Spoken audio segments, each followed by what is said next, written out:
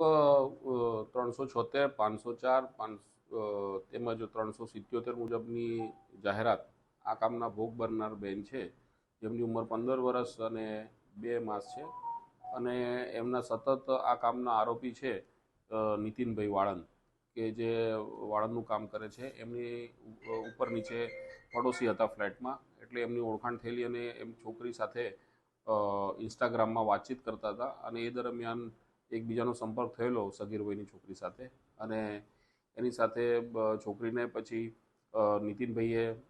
એમની સાથે ઓળખતા હતા, બ્યુટી પાર્લરનું કામ કરતા મધુબેન છે એમને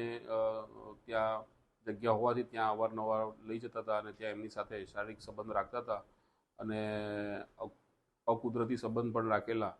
અને આ બાબતે ફરિયાદ આપવામાં આવેલી અને આરોપીને અટક કરવામાં આવેલા છે. હાલ બંને આરોપી નીતિનભાઈ અને મધુબેન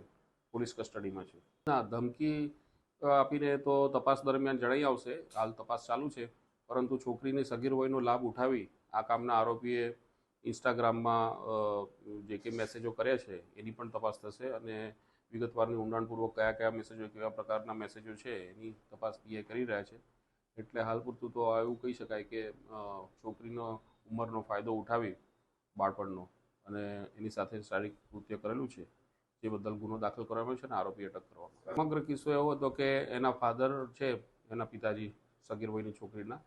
એમને ખબર પડેલી કે આ છોકરી મારી છે ઇન્સ્ટાગ્રામમાં મેસેજો અવારનવાર કરે છે અને એ બાબતે એમને જાણ થતાં કે આ મેસેજો બીભત્સ પ્રકારના છે અને આ કામના જેણે મેસેજો કરેલા છે એ પણ આરોપી નીતિન છે એમના પડોશીઓ, એમને ખબર હતી કે આ નીતિનભાઈ કોણ છે, શું છે, એટલે એ રીતે એમને ધ્યાન પર આવેલું. વાણંદની નીતિનભાઈની મુખ્ય ભૂમિકા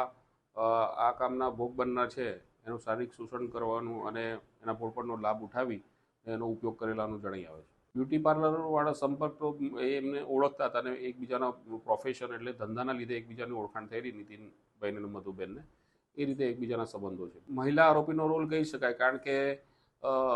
એ આ કામના આરોપી અને ભોગ બનનાર બંનેની ઉંમરમાં ઘણો તફાવત હતો, એટલે એમને ખ્યાલ આવવો જોઈએ કે ભાઈ આ રીતે સંબંધો રાખીને એમને રૂમ આપતા હતા અને અંદર જતા હતા, રૂમ અંદરથી બંધ થઈ જાય તો સ્વાભાવિક છે કે એક સ્ત્રી તરીકે એમને ખબર જ હોવી જોઈએ કે આ કૃત્ય શું કરતા હશે, તો એ એમને સહભાગી છે જ ગુનામાં. આઈપીસી કલમ 376(2)(n), 377, 506 તથા પોક્સો એક કલમ 617 મુજબનો ગુનો દાખલ